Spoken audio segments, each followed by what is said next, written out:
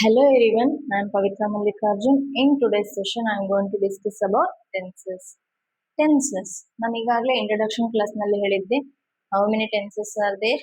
How many subtenses are there? How can we use those tenses? ಅಂತ ಹೇಳ್ಬಿಟ್ಟು ಈ ಒಂದು ಕ್ಲಾಸ್ ನಲ್ಲಿ ನಾವು ಡಿಸ್ಕಸ್ ಮಾಡ್ತಾ ಹೋಗೋಣ. ನಾವು ಈ ಟೆನ್ಸಸ್ ಅನ್ನ ಕಲಿಬೇಕಾದಾಗ ಏನೇನು ನಮಗೆ ಐಡಿಯಾ ಇರಬೇಕು ಅಂತ ಹೇಳಿದ್ರೆ, ಮೊದಲನೇದಾಗಿ ಪ್ರೊನೌನ್ಸ್ ಬಗ್ಗೆ ಐಡಿಯಾ ಇರಬೇಕು ಅಂತ ಹೇಳಿದ್ದೆ, ವರ್ಬ್ ಬಗ್ಗೆ ಐಡಿಯಾ ಇರಬೇಕು ಅಂತ ಹೇಳಿದ್ದೆ, ಮತ್ತೆ helping verbs, usage of helping verbs, ಮತ್ತೆ ಸಬ್ಜೆಕ್ಟ್ ಗೆ ಯಾವ ವರ್ಬ್ಸ್ ಸೂಟಬಲ್ ಆಗುತ್ತೆ ಅಂತ ಹೇಳಿ ಅದನ್ನ ಅರ್ಥ ಮಾಡ್ಕೊಳ್ಬೇಕು ಅಂತ ಹೇಳಿದ್ದೆ ಅಲ್ವಾ. ಸೊ ಅದನ್ನ ಕಲ್ತ್ರೆ ನಿಮಗೆ ಈ ಟೆನ್ಸಸ್ ಗಳನ್ನ ಕಲಿಯೋದು ತುಂಬಾ ಸುಲಭ ಆಗುತ್ತೆ. ಓಕೆ, ಮೊದಲನೇ ಟೆನ್ಸ್ ಯಾವುದು? Present tense. ಪ್ರೆಸೆಂಟ್ ಟೆನ್ಸ್ ನಲ್ಲಿ ಎಷ್ಟು ಸಬ್ಟೆನ್ಸಸ್ ಬರ್ತವೆ ಅಂತ ಹೇಳಿದ್ದೆ? 4 ಸಬ್ಟೆನ್ಸಸ್ ಬರ್ತವೆ. ಅವು ಯಾವ್ಯಾವು? Simple present tense, present continuous tense, present perfect tense and present perfect continuous tense. ಈ ರೀತಿಯಾಗಿ 4 ಸಬ್ಟೆನ್ಸಸ್ ಗಳನ್ನ ನೋಡ್ತೇವೆ ನಾವು. ಈಗ ಅದರಲ್ಲಿ ಮೊದಲನೇದು ಯಾವ್ದು ತಗೊಂಡಿದ್ದೀನಿ ನಾನು? ಸಿಂಪಲ್ ಪ್ರೆಸೆಂಟ್ ಟೆನ್ಸ್ ನ ತಗೊಂಡಿದ್ದೀನಿ. ಇದರಲ್ಲಿ ನಾವು ಸಿಂಪಲ್ ಆಗಿ ಅರ್ಥ ಮಾಡ್ಕೊಳ್ತಾ ಹೋಗೋದಾದ್ರೆ ಅದ್ರಲ್ಲಿ ಯಾವ್ಯಾವ ಒಂದು ಆಬ್ಜೆಕ್ಟ್ಸ್ ಬರ್ತದೆ, ಒಂದು ಯಾವ್ಯಾವ ವಿಷಯಗಳನ್ನ ನಾವು ಅರ್ಥ ಮಾಡ್ಕೊಳ್ಬೇಕು ಅಂತ ನೋಡೋಣ. ಇದರಲ್ಲಿ ಸಿಂಪಲ್ ಪ್ರೆಸೆಂಟ್ ಟೆನ್ಸ್ ಅನ್ನ ಬರೆಯಬೇಕಾದ್ರೆ ನಮ್ಗೆ ಹೆಲ್ಪಿಂಗ್ ವರ್ಬ್ಸ್ ಅವಶ್ಯಕತೆ ಇದೆನಾ ಅಂತ ಹೇಳಿ ನೋಡ್ಕೊಳ್ಬೇಕು. ಈ ಒಂದು ಸಿಂಪಲ್ ಪ್ರೆಸೆಂಟ್ ಟೆನ್ಸ್ ನಲ್ಲಿ ನಾವು ಯಾವುದೇ ರೀತಿಯ ಹೆಲ್ಪಿಂಗ್ ವರ್ಬ್ಸ್ ಅನ್ನ ಬಳಸೋದಿಲ್ಲ. ಮತ್ತೆ ಮೇನ್ ವರ್ಬ್ ಅನ್ನ ಬಳಸ್ತೀವಾ? ಎಸ್, ಮೇನ್ ವರ್ಬ್ ಅನ್ನ ಬಳಸ್ತೇವೆ. ಅದು ಯಾವ ಫಾರ್ಮ್ ಅಲ್ಲಿ ಇರ್ಬೇಕು? ಬೇಸ್ ವರ್ಡ್ ಆಗಿರ್ಬೇಕು ಅಥವಾ V1 ಫಾರ್ಮ್ ಅಲ್ಲಿ ಇರಬೇಕು.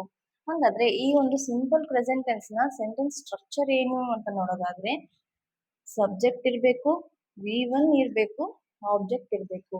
ಈ ರೀತಿ ಇದ್ದಾಗ ನಾವು ಅದನ್ನ ಸಿಂಪಲ್ ಪ್ರೆಸೆಂಟ್ ಟೆನ್ಸ್ ಅಂತ ಹೇಳಿ ಕರಿತೇವೆ. ಇದನ್ನ ಸಿಂಪಲ್ ಪ್ರೆಸೆಂಟ್ ಟೆನ್ಸ್ ಅಂತ ಹೇಳಿದೆ. ಮತ್ತೆ ಇದನ್ನ ಯಾವ ಒಂದು ಸಿಚುಯೇಷನ್ ಅಲ್ಲಿ ನಾವು ಯೂಸ್ ಮಾಡ್ತೇವೆ ನೋಡಿ? Simple present tense is used to describe habits, universal truths, routines and proverbs. ಈ ಒಂದು ವಿಚಾರಗಳನ್ನ ಎಕ್ಸ್ಪ್ರೆಸ್ ಮಾಡ್ಬೇಕಾದಾಗ ನಾವು ಸಿಂಪಲ್ ಪ್ರೆಸೆಂಟ್ ಟೆನ್ಸ್ ಅನ್ನ ಯೂಸ್ ಮಾಡ್ಕೊಳ್ತೇವೆ. ನೋಡಿ, ಹ್ಯಾಬಿಟ್ಸ್ ಅಂತ ಅಂದ್ರೇನು? ನಮ್ಮ ದೈನಂದಿನ ಜೀವನದಲ್ಲಿ ನಾವು ಒಂದು ಮಾಡುವಂತಹ ಕೆಲಸಗಳು, routine.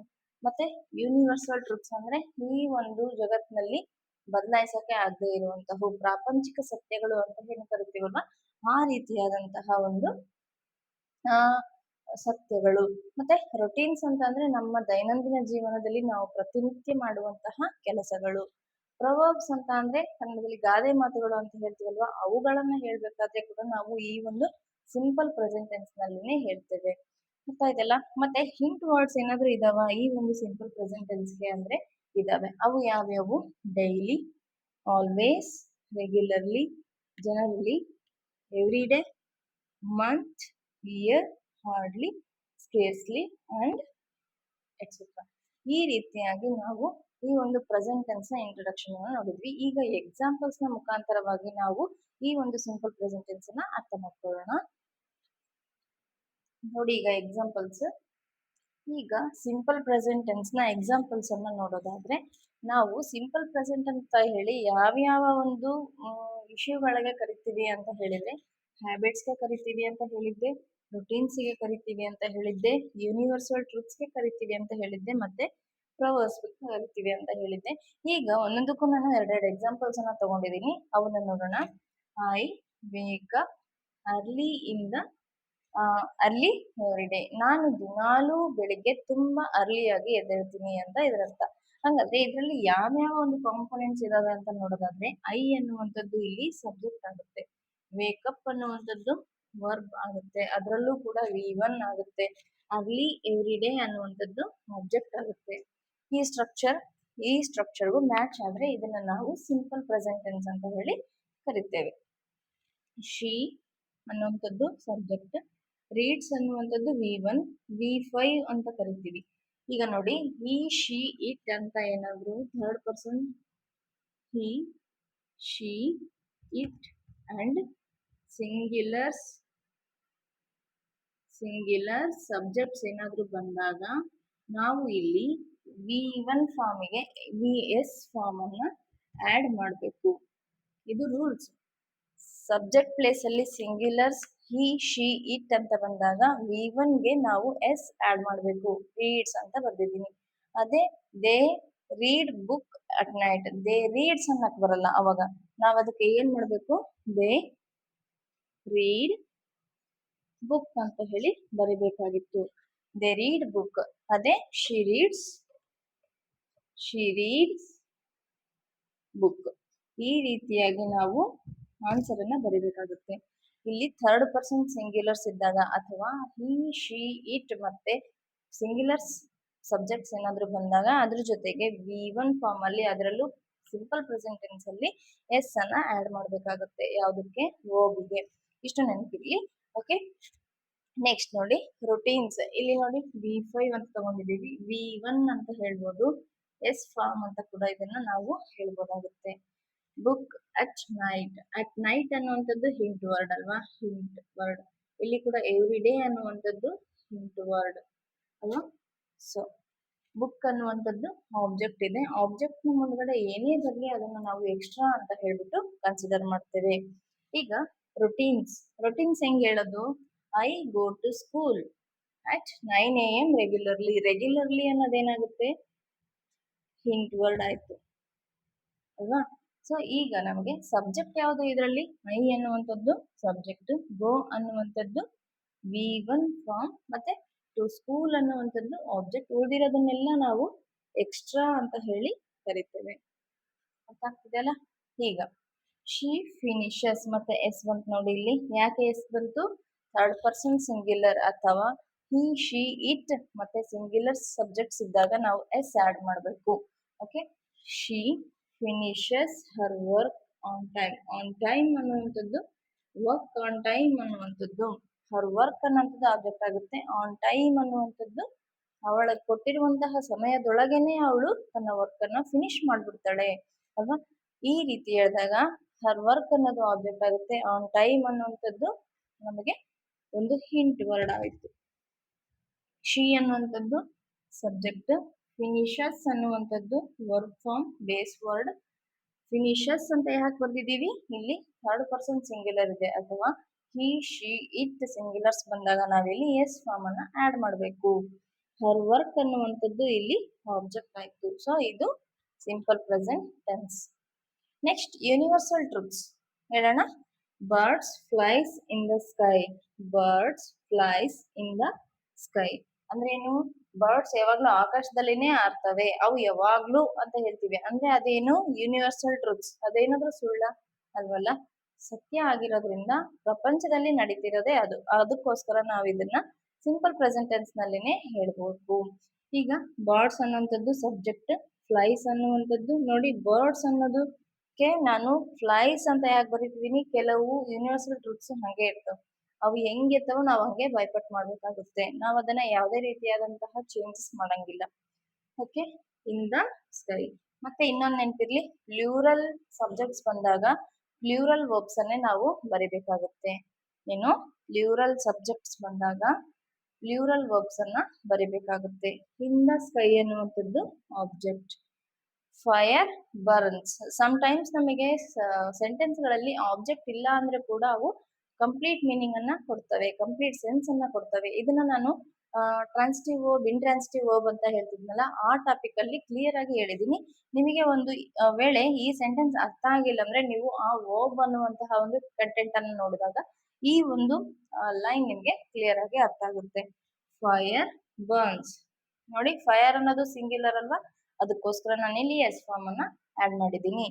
Fire burns subject plus V1. ನೋಡಿ, ಆಬ್ಜೆಕ್ಟ್ ಸೆಂಟೆನ್ಸ್ ಅಲ್ಲಿ ಇಲ್ಲ ಅಂದ್ರೂ ಕೂಡ ಟೈಮ್ಸ್ ಕೆಲವು ಸೆಂಟೆನ್ಸ್ ಗಳು ನಮಗೆ ಫುಲ್ ಮೀನಿಂಗ್ ಅನ್ನ, ಫುಲ್ ಸೆಂಟೆನ್ಸ್ ಅನ್ನ ಕೊಡ್ತವೆ. ಈಗ proverbs. Honesty is the best policy. ಇಲ್ಲಿ V1 ಕಾಣಿಸ್ತಾ ಇಲ್ವಲ್ಲ? ಈಸ್ ಅನ್ನೋಂಥದ್ದು ಇದೆ ಅಲ್ಲ, ಅಂದ್ರೆ ಟೈಮ್ಸ್ ನಮ್ಗೆ ಸೆಂಟೆನ್ಸ್ ನಲ್ಲಿ ಮೇನ್ ವರ್ಬ್ಸ್ ಇಲ್ಲ ಅಂದಾಗ್ಲೂ ಕೂಡ ಈಗ ಈಸ್, ಆಮ್, ಆರ್ ಅನ್ನುವಂತಹ ಹೆಲ್ಪಿಂಗ್ ವರ್ಬ್ಗಳು ಮೇನ್ ವರ್ಬ್ ನ ಸ್ಥಾನದಲ್ಲಿ ನಿಂತು ಆ ಒಂದು ಸೆಂಟೆನ್ಸ್ ನ ಫುಲ್ ಮೀನಿಂಗ್ ಅನ್ನ ಕೊಡ್ತವೆ.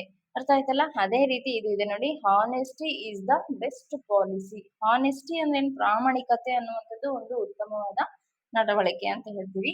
ಆನೆಸ್ಟಿ ಸಬ್ಜೆಕ್ಟ್ ಆದ್ರೆ ಈಸ್ ಅನ್ನುವಂಥದ್ದು V1 ಆಗುತ್ತೆ. ಅನ್ನೋದೇ ಹೇಳಿದ್ನಲ್ವಾ. ಈಸ್, ಆಮ್, ಆರ್ ಅನ್ನುವಂಥವು ಕೆಲವು ಸಲ ವರ್ಬ್ ನ ಪ್ಲೇಸ್ ನಲ್ಲಿ ಅಂದ್ರೆ ಮೈನ್ ವರ್ಬ್ ಪ್ಲೇಸ್ ಅಲ್ಲಿ ಇದ್ದು ಆ ಒಂದು ಸೆಂಟೆನ್ಸ್ ನ ಮೀನಿಂಗ್ ಅನ್ನ ಫುಲ್ಫಿಲ್ ಮಾಡ್ತವೆ. ಈಸ್ ದ ಬೆಸ್ಟ್ ಪಾಲಿಸಿ ಅನ್ನುವಂಥದ್ದು ಆಬ್ಜೆಕ್ಟ್ ಆಗುತ್ತೆ. Okay, time waits for no one. ಏನು? Time waits for no one. Time ಅನ್ನುವಂಥದ್ದು ಯಾರಿಗೋಸ್ಕರನೂ ಕಾಯೋದಿಲ್ಲ. ಟೈಮ್ ಅನ್ನುವಂಥದ್ದು ಸಬ್ಜೆಕ್ಟ್, ವೇಟ್ಸ್ ಅನ್ನುವಂಥದ್ದು V1 ಫಾರ್ಮ್ ಆಯ್ತು, ಫಾರ್ ನೋ ಒನ್ ಅನ್ನುವಂಥದ್ದು ಆಬ್ಜೆಕ್ಟ್ ಆಯ್ತು. ಈ ರೀತಿಯಾಗಿ ನಾವು ಈ ಒಂದು ಸಿಂಪಲ್ ಪ್ರೆಸೆಂಟ್ ಟೆನ್ಸ್ ಅನ್ನ ನೋಡ್ತೇವೆ.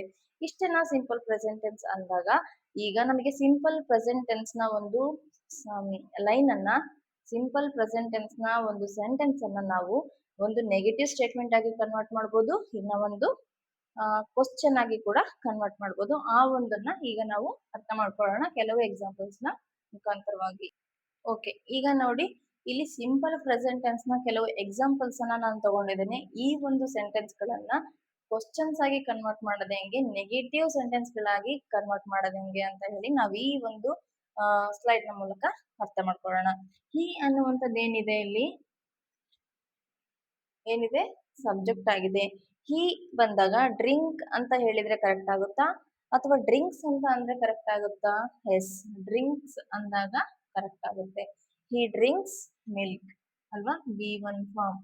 ಮಿಲ್ಕ್ ಅನ್ನುವಂಥದ್ದು ಆಬ್ಜೆಕ್ಟ್. ಇದರಲ್ಲಿ ನೋಡಿ, ದೇ ಅನ್ನುವಂಥದ್ದು ಸಬ್ಜೆಕ್ಟ್, ಪ್ಲೇ ಅನ್ನುವಂಥದ್ದು ವರ್ಬ್, ಔಟ್ಸೈಡ್ ಅನ್ನುವಂಥದ್ದು ಇಲ್ಲಿ ಆಬ್ಜೆಕ್ಟ್, ಶಿ ಅನ್ನುವಂಥದ್ದು ಸಬ್ಜೆಕ್ಟ್ ಆಯ್ತು, ರೀಡ್ಸ್ ಅನ್ನುವಂಥದ್ದು V1, ಬುಕ್ ಅನ್ನುವಂಥದ್ದು ಆಬ್ಜೆಕ್ಟ್.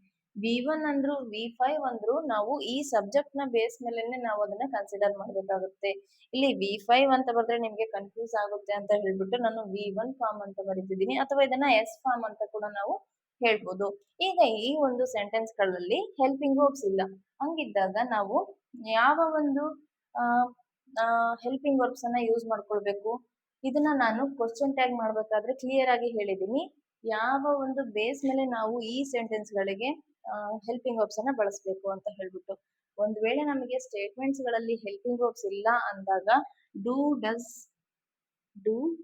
ಡಸ್ ಮತ್ತೆ ಡಿಡ್ ಅನ್ನ ತಗೊಳ್ಬೇಕು ಅಂತ ಹೇಳಿದ್ದೆ ಅಲ್ವಾ. ಈಗ ನೋಡಿ, ಈಗ ಪ್ರೆಸೆಂಟ್ ಟೆನ್ಸಿಗೆ ನಾವು ಡೂ, ಡಸ್ ಅನ್ನ ತಗೊಳ್ಬೇಕು. ಪ್ರೆಸೆಂಟ್ ಟೆನ್ಸಿಗೆ ಡೂ, ಡಸ್ ಅನ್ನ ತಗೊಳ್ಬೇಕು. ಡಿಡ್ ಅನ್ನ ನಾವು ಪಾಸ್ಟ್ ಟೆನ್ಸಿಗೆ ಬಳಸ್ಕೊಳ್ತೀವಿ, ಸೊ ಇದರ ಅವಶ್ಯಕತೆ ನಮ್ಗೆ ಇಲ್ಲ. ಇದರ ಯೂಸೇಜ್ ಏನು ಇದೆ ಅಂತ ಅಂದ್ರೆ ನೋಡಿ, ಡೂ, ಡಸ್, ಐಗೆ ಯಾವಾಗ್ಲೂ ನಾವು ಸಪರೇಟ್ ಆಗಿ ಕಲಿಬೇಕು ಅಂತ ಹೇಳಿದ್ದೆ. ಐ ಡೂ ಅಂತ ಬರ್ತದ. ಆಮೇಲೆ I, we, you, they, he, she, it. ಇವುಗಳಿಗೆ ವಿ, ಯು, ದೇ ಅನ್ನುವಂತಹವು ಪ್ಲೂರಲ್ ಆಗಿದ್ದಾವೆ, ಅದಕ್ಕೋಸ್ಕರ ನಾವು ಡೂ ಅನ್ನುವಂತಹ ಹೆಲ್ಪಿಂಗ್ ವರ್ಬ್ ಅನ್ನ ಬಳಸ್ಕೊಳ್ತೀವಿ. ಹಿ, ಶಿ, ಇಟ್ ಮತ್ತೆ ಸಿಂಗ್ಯುಲರ್ಸ್ ಏನಾದ್ರೂ ಇದ್ರೆ ಅದಕ್ಕೆ ನಾವು ಡಸ್ ಅಂತ ಬಳಸ್ಕೊಳ್ತೀವಿ. ಇಲ್ಲಿ ಪ್ಲೂರಲ್ಸ್ ಅನ್ನ ನಾವು ಆಡ್ ಮಾಡಬಹುದು. ಪ್ಲೂರಲ್ಗಳು ಇದ್ದಾಗ ಕೂಡ ಡೂ ಅನ್ನುವಂತಹ ಹೆಲ್ಪಿಂಗ್ ವರ್ಬ್ ನ ಯೂಸ್ ಮಾಡ್ಕೊಂಡ್ಬಿಟ್ಟು ನಾವು ಏನ್ ಮಾಡ್ತೀವಿ, ನೆಗೆಟಿವ್ ಒಂದು ಸೆಂಟೆನ್ಸ್ ಅನ್ನ ಕ್ರಿಯೇಟ್ ಮಾಡಬಹುದು, ಕ್ವಶನ್ಸ್ ಅನ್ನ ಕೂಡ ಕ್ರಿಯೇಟ್ ಮಾಡಬಹುದು. ಅದು ಹೆಂಗೆ ಅಂತ ಇವಾಗ ನೋಡೋಣ. ಇಲ್ಲಿ ನೋಡಿ, ಹಿ ಡ್ರಿಂಕ್ಸ್ ಮಿಲ್ಕ್ ಅನ್ನುವಂಥದ್ದು ಸಿಂಪಲ್ ಪ್ರೆಸೆಂಟ್ ನ ಒಂದು ಸೆಂಟೆನ್ಸ್ ಅನ್ನ ತಗೊಂಡಿದ್ದೀನಿ. ಇವಾಗ ನಾನು ಇದನ್ನು ನೆಗೆಟಿವ್ ಫಾರ್ಮ್ ಮಾಡಬೇಕು. ಅವಾಗ ಏನ್ ಮಾಡೋದು? ಈಗ ನನಗೆ ಒಂದು ಹೆಲ್ಪಿಂಗ್ ವರ್ಬ್ ಬೇಕಲ್ವಾ, yes or no type question ಮಾಡ್ಲಿಕ್ಕೆ ನಾವು ಹೆಲ್ಪಿಂಗ್ ವರ್ಬ್ ನ ಮುಖಾಂತರವಾಗಿ ಮಾಡ್ತೇವೆ. ಯಾಕೆ ನಾನು ಹೆಲ್ಪಿಂಗ್ ವರ್ಬ್ ನ ಇಲ್ಲಿ ಎಕ್ಸ್ಟ್ರಾ ತಗೊಳ್ತಿದ್ದೀನಿ ಅಂತಂದ್ರೆ ಇಲ್ಲಿ ಯಾವುದೇ ರೀತಿಯ ಹೆಲ್ಪಿಂಗ್ ವರ್ಬ್ಸ್ ಇಲ್ಲ, ಅದಕ್ಕೋಸ್ಕರವಾಗಿ ತಗೊಳ್ತಿದ್ದೀನಿ. ಈಗ ಹೆಲ್ಪಿಂಗ್ ವರ್ಬ್ಸ್ ಮುಖಾಂತರವಾಗಿನೇ ನಾವು ಈ ಒಂದು ನೆಗೆಟಿವ್ ಫಾರ್ಮ್ ಅನ್ನಾಗ್ಲಿ ಕ್ವಶನ್ ಅನ್ನಾಗ್ಲಿ ಮಾಡೋದಕ್ಕೆ ಸಾಧ್ಯ ಆಗೋದು. ಅರ್ಥ ಆಯ್ತಲ್ವಾ? ಹಿ ಡ್ರಿಂಕ್ಸ್ ಮಿಲ್ಕ್ ಅಂದಾಗ ಡ್ರಿಂಕ್ಸ್ ಅನ್ನುವಂತ ಒಂದು ಬೇಸ್ ವರ್ಡ್ ಏನಿದೆ ಅಲ್ಲ, ಈ ವರ್ಡ್ ಮೇಲೆನೆ ನಾವು ಡೂ ತಗೋಬೇಕಾ ಡಸ್ ತಗೋಬೇಕಾ ಅಂತ ಕನ್ಸಿಡರ್ ಮಾಡ್ಕೊಳ್ತೀವಿ. ಮತ್ತೆ ಈ ಸಬ್ಜೆಕ್ಟ್ ನ ಗಮನದಲ್ಲಿ ಇಟ್ಕೊಂಡು ಏನ್ ತಗೋಬೇಕೀಗ? ಹೀಗೆ ಡೂ ಶೂಟೇಬಲ್ ಆಗುತ್ತೋ ಅಥವಾ ಡಸ್ ಶೂಟೇಬಲ್ ಆಗುತ್ತೋ? ಇಲ್ಲಿ ಬರ್ದಿದ್ದೀನಿ ನೋಡಿ, ಹಿ ಅನ್ನೋಂಥದಕ್ಕೆ ಡಸ್ ಶೂಟೇಬಲ್ ವರ್ಡ್ ಆಗಿದೆ, ಅದಕ್ಕೋಸ್ಕರ ಹಿ ಸಬ್ಜೆಕ್ಟ್ ಆಸ್ ಇಟ್ ಈಸ್ ಬರೀತಿದ್ದೀನಿ. ನಾನಿವಾಗ ನೆಗೆಟಿವ್ ಸ್ಟೇಟ್ಮೆಂಟ್ ಅನ್ನ ಕ್ರಿಯೇಟ್ ಮಾಡ್ತಾ ಇದ್ದೀನಿ. ಹಿ ಏನ್ ಬರುತ್ತೆ? ಹೀಗೆ ಡಸ್, ಹಿ ಡಸ್ ನಾಟ್ ಅಂತಾದ್ರೂ ಬರಿಬಹುದು, ಡಸಂಟ್ ಆದ್ರೂ ಬರಿಬಹುದು. ಡಸಂಟ್ ಡ್ರಿಂಕ್ ಡ್ರಿಂಕ್ ಅಂತ ಮಾಡ್ಬೇಕು ನಾವೀಗ. ಯಾಕೆ ಅಂದ್ರೆ ಈ ಒಂದು ಎಸ್ ಫಾರ್ಮ್ ಹೋಗಿ ಡಸ್ ಅನ್ನ ಮಾಡ್ಕೊಂಡಿದೀವಿ, ಅದಕ್ಕೋಸ್ಕರ ಈ ಎಸ್ ಅನ್ನ ಸ್ಕಿಪ್ ಮಾಡ್ಬಿಟ್ಟು ಬೇಸ್ ವರ್ಡ್ ಏನಿದೆ ಅಲ್ಲ ಅದನ್ನೇ ನಾವು ಇಲ್ಲಿ ಬರಿಬೇಕಾಗುತ್ತೆ. Drink milk. ಅರ್ಥ ಆಯ್ತಲ್ಲ? ಈಗ ಹೆಂಗೆ ನೆಗೆಟಿವ್ ಫಾರ್ಮ್ ಮಾಡೋದು ಅಂತ ಹೇಳ್ಬಿಟ್ಟು ನೋಡಿ. ಡ್ರಿಂಕ್ಸ್ ಅನ್ನೋದನ್ನ ನಾನು ಡ್ರಿಂಕ್ ಅಂತ ಮಾಡಿದೀನಿ. ಯಾಕೆ ಅಂತ ಹೇಳಿದ್ರೆ ಇಲ್ಲಿ ಎಸ್ ಫಾರ್ಮ್ ಅನ್ನ ಡಸ್ ಆಗಿ ಕನ್ವರ್ಟ್ ಮಾಡಿದೀನಿ, ಅದಕ್ಕೋಸ್ಕರವಾಗಿ. ಈಗ ಇದೇ ಒಂದು ಸ್ಟೇಟ್ಮೆಂಟ್ ಅನ್ನ ನಾನು ಕ್ವಶನ್ ಆಗಿ ಕನ್ವರ್ಟ್ ಮಾಡಬೇಕು. ಅದು ಹೆಂಗೆ ಮಾಡೋದು ನೋಡೋಣ. ಡಸ್ ಅನ್ನುವಂತಹ ಹೆಲ್ಪಿಂಗ್ ವರ್ಡ್ ನ ಮುಖಾಂತರವಾಗಿ ನಾವು ಒಂದು ಸ್ಟೇಟ್ಮೆಂಟ್ ಅನ್ನ ಸ್ಟಾರ್ಟ್ ಮಾಡಿದೀವಿ ಅಂದ್ರೆ ಅದು ನಮಗೆ ಕ್ವಶನ್ ಆಗಿ ಕನ್ವರ್ಟ್ ಆಗುತ್ತೆ. ಡಸ್ ಹಿ, ಡಸ್ ಹಿ, ಈ ಒಂದು ಪಾಸಿಟಿವ್ ಸ್ಟೇಟ್ಮೆಂಟ್ ಕೊಟ್ಟಿದ್ದಾರೆ, ಅದಕ್ಕೋಸ್ಕರ ನಾವು ಪಾಸಿಟಿವ್ ಕ್ವಶನ್ ಅನ್ನೇ ಕ್ರಿಯೇಟ್ ಮಾಡೋಣ. Does he drink milk? Does he drink milk ಅನ್ನೋದು ನಮ್ಮ ಕ್ವಶನ್ ಆಗುತ್ತೆ. ಡಸ್ ಹಿ ಡ್ರಿಂಕ್ ಮಿಲ್ಕ್, ಅವನು ಹಾಲನ್ನ ಕುಡಿತಾನ ಅಂತ ಹೇಳ್ಬಿಟ್ಟು ನಮ್ಮ ಕ್ವಶನ್ ಕ್ರಿಯೇಟ್ ಆಗ್ಬೇಕು. ಅರ್ಥ ಆಯ್ತಲ್ಲ? ಇದನ್ನ ಹೆಂಗೆ ಕನ್ವರ್ಟ್ ಮಾಡೋದು? ಇಲ್ಲಿ ಮತ್ತೆ ನಾನು ಡ್ರಿಂಕ್ ಅಂತ ತಗೊಂಡಿದ್ದೀನಿ, ಯಾಕೆ ಡಸ್ ಅಂತ ಬಂದಿದೆ, ಅದಕ್ಕೋಸ್ಕರವಾಗಿ. ಒಂದು ಹೆಲ್ಪಿಂಗ್ ವರ್ಡ್ ಬಂದಾಗ ನಾವು ಅದಕ್ಕೆ ಇಲ್ಲಿ ಯಾವುದೇ ರೀತಿಯಾದಂತಹ ಎಸ್ ಫಾರ್ಮ್ ಆಡ್ ಮಾಡುವಂತಹ ಅವಶ್ಯಕತೆ ಇಲ್ಲ.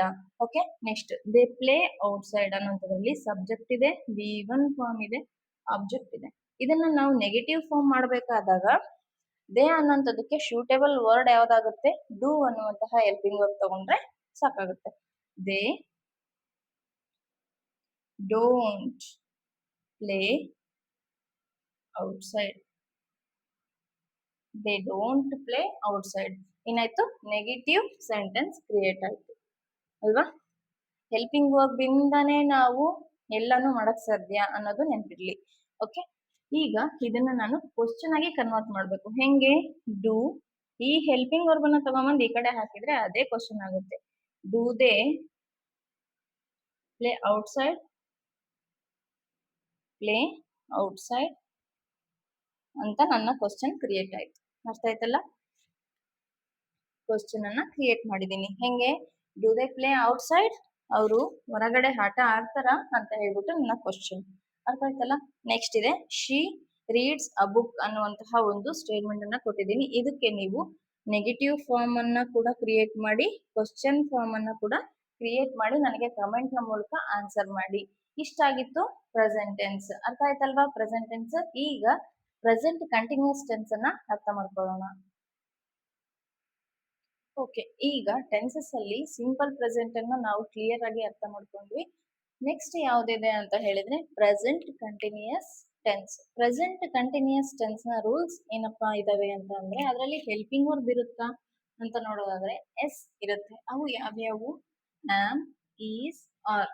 ಈ ರೀತಿಯಾಗಿ 3 ಬಿ ಫಾರ್ಮ್ ವರ್ಬ್ಸ್ ನ ಪ್ರೆಸೆಂಟ್ ಫಾರ್ಮ್ಸ್ ಇಲ್ಲಿ ಬರ್ತವೆ. ಯಾಕೆ? ನಾವು ಪ್ರೆಸೆಂಟ್ ಟೆನ್ಸ್ ಅನ್ನ ಕಲಿತಾ ಇದ್ದೀವಿ, ಅದಕ್ಕೋಸ್ಕರ ಈಸ್, ಆಮ್, ಆರ್ ಅನ್ನುವಂತಹ 3 ಹೆಲ್ಪಿಂಗ್ ವರ್ಬ್ಸ್ ಈ ಒಂದು ಟೆನ್ಸ್ ಅಲ್ಲಿ ಯೂಸ್ ಆಗ್ತವೆ. ಈಗ ಮೇನ್ ವರ್ಬ್ ಬರುತ್ತಾ ಇದರಲ್ಲಿ? ಎಸ್ ಬರುತ್ತೆ. ಮೇನ್ ವರ್ಬ್ ಯಾವ ಫಾರ್ಮ್ ಅಲ್ಲಿ ಇರುತ್ತೆ? V4 ಫಾರ್ಮ್ ಅಥವಾ ING ಫಾರ್ಮ್ ಅಂತ ಕೂಡ ನಾವು ಅದನ್ನ ಕರಿತೀವಿ. V4 ಫಾರ್ಮ್ ಅಲ್ಲಿ ಇರುತ್ತೆ ಅಥವಾ ING ಫಾರ್ಮ್. ಇವೆರಡು V4 ಅಂದ್ರೂ ಒಂದೇ, ING ಅಂದ್ರೂ ಒಂದೇ. ಹಂಗಂದ್ರೆ ಈ ಒಂದು ಸೆಂಟೆನ್ಸ್ ನ ಸ್ಟ್ರಕ್ಚರ್ ಏನು ಬರುತ್ತದ? ಈಗ ನೋಡಿ, ಸಬ್ಜೆಕ್ಟ್, ಅದಾದ್ಮೇಲೆ ಹೆಲ್ಪಿಂಗ್ ವರ್ಬ್ಸ್ ಬರ್ತವೆ. ಅವು ಯಾವ್ಯಾವು? ಈಸ್, ಆಮ್, ಆರ್ ಬರ್ತದೆ. ಅದಾದ್ಮೇಲೆ ಮೇನ್ ವರ್ಬ್ ಯಾವ ಫಾರ್ಮ್ ಅಲ್ಲಿ ಇರುತ್ತೆ? V4 ಅಥವಾ ING ಫಾರ್ಮ್ ಅಲ್ಲಿ ಇರುತ್ತೆ, ಮತ್ತೆ ಆಬ್ಜೆಕ್ಟ್ ಬರುತ್ತೆ. ಇಷ್ಟು ನಿಮಗೆ ಸೆಂಟೆನ್ಸ್ ಸ್ಟ್ರಕ್ಚರ್. ಈ ಒಂದು ಪ್ರೆಸೆಂಟ್ ಕಂಟಿನ್ಯೂಯಸ್ ಟೆನ್ಸ್ ನ ಸೆಂಟೆನ್ಸ್ ಸ್ಟ್ರಕ್ಚರ್ ಇದಾಗಿದೆ. ಹಾಗಾದ್ರೆ ಯೂಸೇಜ್ ಏನು? ಈ ಒಂದು ಪ್ರೆಸೆಂಟ್ ಟೆನ್ಸ್ ನ, ಪ್ರೆಸೆಂಟ್ ಕಂಟಿನ್ಯೂಯಸ್ ಟೆನ್ಸ್ ನ ಯೂಸೇಜ್ ಏನು ಅಂದ್ರೆ, this tense is used for on going actions. ಅಂದ್ರೆ ಏನು? ಈಗ ಏನ್ ನಡೀತಾ ಇದಾವಲ್ವಾ ಅವನ್ನ ಎಕ್ಸ್ಪ್ಲೇನ್ ಮಾಡೋದಕ್ಕೋಸ್ಕರ ನಾವು ಈ ಒಂದು ಟೆನ್ಸ್ ಅನ್ನ ಯೂಸ್ ಮಾಡ್ತೇವೆ. ಈಗ ನಡೀತಾ ಇರ್ಬೇಕು, ಕಂಟಿನ್ಯೂಯಸ್ ಪ್ರಾಸೆಸ್ ನಡೀತಾ ಇರ್ಬೇಕು, ಅವಾಗ ನಾವು ಈ ಟೆನ್ಸ್ ಅನ್ನ ಯೂಸ್ ಮಾಡ್ತೇವೆ. ಯಾವಾಗ ಯೂಸ್ ಮಾಡ್ತೇವೆ? ಆನ್ ಗೋಯಿಂಗ್ ಆಕ್ಷನ್ಸ್ ಅನ್ನ ಹೇಳ್ಬೇಕಾದಾಗ. ಈಗ ಈ ಒಂದು ಹೆಲ್ಪಿಂಗ್ ವರ್ಬ್ಸ್ ನ ಯೂಸೇಜ್ ನಿಮಗೆ ಪರ್ಸನಲ್ ಪ್ರೊನೌನ್ಸ್ ಗೆ ಹಾಕಿ ನೋಡಿದಾಗ ಏನೇನ್ ಬರ್ತದೆ? ಹೀಗೆ ಆಮ್ ಅನ್ನುವಂತಹ ಹೆಲ್ಪಿಂಗ್ ವರ್ಬ್ ಶೂಟಬಲ್ ಆಗುತ್ತೆ. ವಿ, ಯು, ದೇ ಮತ್ತೆ ಪ್ಲೂರಲ್ಸ್ ಇದ್ದಾಗ ಆರ್ ಅನ್ನುವಂತಹ ಹೆಲ್ಪಿಂಗ್ ವರ್ಬ್ ಅನ್ನ ನಾವು ಬಳಸ್ಕೊಳ್ತೇವೆ. ಹಿ, ಶಿ, ಇಟ್ ಮತ್ತೆ ಸಿಂಗ್ಯುಲರ್ ಪ್ರೊನೌನ್ಸ್ ಏನಾದ್ರೂ ಇದ್ದಾಗ ನಾವು ಅದಕ್ಕೆ ಈಸ್ ಅನ್ನುವಂತಹ ಹೆಲ್ಪಿಂಗ್ ವರ್ಬ್ ಅನ್ನ ಬಳಸ್ಕೊಳ್ತೇವೆ. ಈ ಒಂದು ಟೆನ್ಸ್ ಅನ್ನ ನಾವು ಕೆಲವು ಎಕ್ಸಾಂಪಲ್ಸ್ ಮುಖಾಂತರವಾಗಿ ಅರ್ಥ ಮಾಡ್ಕೊಳ್ಳೋಣ. ಎಕ್ಸಾಂಪಲ್ಸ್ ಮುಖಾಂತರ ಅರ್ಥ ಮಾಡ್ಕೊಂಡ್ರೆ ನಮಗೆ ಕ್ಲಿಯರ್ ಆಗಿ ಅರ್ಥ ಆಗುತ್ತೆ. ಓಕೆ, ಈಗ ಕೆಲವು ಎಕ್ಸಾಂಪಲ್ಸ್ ಅನ್ನ ತಗೊಂಡಿದ್ದೇನೆ. ಈ ಎಕ್ಸಾಂಪಲ್ಸ್ ನ ಮುಖಾಂತರವಾಗಿ ನಾವು ಪ್ರೆಸೆಂಟ್ ಕಂಟಿನ್ಯೂಸ್ ಟೆನ್ಸ್ ಅನ್ನ ಅರ್ಥ ಮಾಡ್ಕೊಳ್ಳೋಣ. ಪ್ರೆಸೆಂಟ್ ಕಂಟಿನ್ಯೂಸ್ ಟೆನ್ಸ್ ನ ಒಂದು ಸೆಂಟೆನ್ಸ್ ಸ್ಟ್ರಕ್ಚರ್ ಏನು ಅಂತ ಅಂದ್ರೆ ಸಬ್ಜೆಕ್ಟ್ ಪ್ಲಸ್ ಈಸ್ ಅಥವಾ am are plus V4 plus object. ಇದು ನಮ್ಮ ಈ ಒಂದು ಟೆನ್ಸ್ ನ ಸ್ಟ್ರಕ್ಚರ್ ಆಗಿದೆ. ಮತ್ತೆ ಈ ಟೆನ್ಸ್ ನ ಐಡೆಂಟಿಫೈ ಮಾಡಿಕ್ಕೆ ಏನಾದ್ರೂ ಕ್ಲೂ ವರ್ಡ್ಸ್ ಇದಾವ ಅಥವಾ ಹಿಂಟ್ ವರ್ಡ್ಸ್ ಇದಾವ ಅಂತ ನೋಡೋದಾದ್ರೆ ಇದಾವೆ. ಹಿಂಟ್ ವರ್ಡ್ಸ್ ಏನೇನಾಗಿರ್ತಾವ ನೋಡಿ. ನಾವು, at present, at this minute, look, here, these days. ಈ ರೀತಿಯಾಗಿ ನಮಗೆ ಒಂದು ಸೆಂಟೆನ್ಸ್ ಆದ್ಮೇಲೆ ಎಕ್ಸ್ಟ್ರಾ ಆಬ್ಜೆಕ್ಟ್ ಆಗಿ ಕನೆಕ್ಟ್ ಆಗ್ತವೆ. ಸಮ್ಟೈಮ್ಸ್ ಬರ್ಬೋದು, ಇಲ್ಲ ಬರ್ದೇ ಇರ್ಬೋದು. ಆದ್ರೆ ನಮಗೆ ಸಬ್ಜೆಕ್ಟ್ ವರ್ಬ್ ಅಗ್ರಿಮೆಂಟ್ ಅಲ್ಲಿ ಈ ರೀತಿಯಾದಂತಹ ಹಿಂಟ್ ವರ್ಡ್ಸ್ ನಮಗೆ ಸಿಗ್ತವೆ. ಅದ್ರ ಮೂಲಕವಾಗಿ ನಾವು ಸಬ್ಜೆಕ್ಟ್ ವರ್ಬ್ ಅಗ್ರಿಮೆಂಟ್ ಅನ್ನ ನಾವು ಮಾಡಬಹುದಾಗಿದೆ. ಈಗ ನೋಡಿ, ಕೆಲವು ಎಕ್ಸಾಂಪಲ್ಸ್ ಅನ್ನ ತಗೊಂಡು ಬಂದಿದ್ದೇನೆ. ಪ್ರೆಸೆಂಟ್ ಕಂಟಿನ್ಯೂಯಸ್ ಟೆನ್ಸ್ ಗೆ ನಮಗೆ ಈ ಒಂದು ಸ್ಟ್ರಕ್ಚರ್ ಅಲ್ಲಿ ಇದ್ದಾಗ ಅದನ್ನ ನಾವು ಈ ಒಂದು ಟೆನ್ಸ್ ಅಂತ ಐಡೆಂಟಿಫೈ ಮಾಡ್ತೇವೆ. ನೋಡಿ, ಐ ಅನ್ನುವಂತಹ ಸಬ್ಜೆಕ್ಟ್ ಇದೆ. ಆಮ್, ಐ ಜೊತೆಗೆ ಯಾವಾಗ್ಲೂ ಆಮ್ ಅನ್ನುವಂತಹ ಹೆಲ್ಪಿಂಗ್ ವರ್ಬ್ ಬರುತ್ತೆ. ಅರ್ಥ ಆಯ್ತಲ್ಲ. ಆಮ್ ಅನ್ನೋದು ಹೆಲ್ಪಿಂಗ್ ವರ್ಬ್. ರೀಡಿಂಗ್ ಅನ್ನೋದು V4 ಫಾರ್ಮ್ ಅಲ್ಲಿ ಇದೆ, ಪ್ಲಸ್ ಆಬ್ಜೆಕ್ಟ್ ಇದೆ ಅಲ್ವಾ. ಹೆಲ್ಪಿಂಗ್ ವರ್ಬ್ ಅಂತ ಅಂದ್ರೆ ಇವಷ್ಟು ಒಂದೇ ಸೆಂಟೆನ್ಸ್ ಅಲ್ಲಿ ಬರ್ತಾವ? ಇಲ್ಲ. ಸಬ್ಜೆಕ್ಟ್ ಗೆ ಶೂಟೇಬಲ್ ಆಗುವಂತಹ ಈ 3 ಹೆಲ್ಪಿಂಗ್ ವರ್ಬ್ಸ್ ಅಲ್ಲಿ ಯಾವ್ದಾದ್ರು ಒಂದು ಹೆಲ್ಪಿಂಗ್ ವರ್ಬ್ಸ್ ಅನ್ನು ನಾವು ತಗೊಳ್ತೇವೆ. ಇದರಲ್ಲಿ ನೋಡಿ, ಶಿ ಅನ್ನೋದು ಸಬ್ಜೆಕ್ಟ್, ಈಸ್ ಅನ್ನೋದು ಹೆಲ್ಪಿಂಗ್ ವರ್ಬ್, ಕುಕಿಂಗ್ ಅನ್ನುವಂಥದ್ದು V4 ಫಾರ್ಮ್ ಮೇನ್ ವರ್ಬ್ ಆಗಿದೆ, ಡಿನ್ನರ್ ಅನ್ನುವಂಥದ್ದು ಆಬ್ಜೆಕ್ಟ್ ಆಗಿದೆ, ನೌ ಅನ್ನುವಂಥದ್ದು ಏನಿಲ್ಲಿ ಹಿಂಟ್ ವರ್ಡ್ ಅಂತ ಏನ್ ಕೊಟ್ಟಿದ್ದೀನಲ್ಲ, ಹಿಂಟ್ ವರ್ಡ್ ಆಗಿದೆ. ಸಬ್ಜೆಕ್ಟ್ ವರ್ಬ್ ಅಗ್ರಿಮೆಂಟ್ ಇದ್ದಾಗ ನಮ್ಗೆ ಯಾವ್ದಾದ್ರು ಒಂದು ಹಿಂಟ್ ವರ್ಡ್ ಕೊಟ್ಟಿರ್ತಾರೆ. ಅದರ ಬೇಸ್ ಮೇಲೆ ನಾವು ಅದಕ್ಕೆ ಆನ್ಸರ್ ಮಾಡ್ಬೇಕಾಗಿರುತ್ತೆ. ಓಕೆ, ವಿ ಅನ್ನುವಂಥದ್ದು ಸಬ್ಜೆಕ್ಟ್, ಆರ್ ಅನ್ನುವಂಥದ್ದು ಹೆಲ್ಪಿಂಗ್ ವರ್ಬ್, ಸ್ಟಡಿಯಿಂಗ್ ಅನ್ನುವಂಥದ್ದು ಮೇನ್ ವರ್ಬ್ ಆಗಿದೆ, ಅದ್ರ ಜೊತೆಗೆ V4 ಫಾರ್ಮ್ ಆಗಿದೆ, ಇಂಗ್ಲಿಷ್ ಗ್ರಾಮರ್ ಅನ್ನುವಂಥದ್ದು ಆಬ್ಜೆಕ್ಟ್ ಆಗಿದೆ. ಈಗ ನಾವ್ ಇದನ್ನ ಈ ರೀತಿಯಲ್ಲಿರೋ ಒಂದು ಸೆಂಟೆನ್ಸ್ ಗಳನ್ನ ನಾವು ಕ್ವಶನ್ ಆಗಿ ಕನ್ವರ್ಟ್ ಮಾಡ್ಬೋದಾ, ಮತ್ತೆ ನೆಗೆಟಿವ್ ಆಗಿ ಕನ್ವರ್ಟ್ ಮಾಡ್ಬೋದಾ? ನೆಗೆಟಿವ್ ಸ್ಟೇಟ್ಮೆಂಟ್ಸ್ ಆಗಿ ಹೌದು ಮಾಡಬಹುದು. ಅವು ಹೆಂಗೆ ಅಂತ ಈಗ ಅರ್ಥ ಮಾಡ್ಕೊಳ್ಳೋಣ.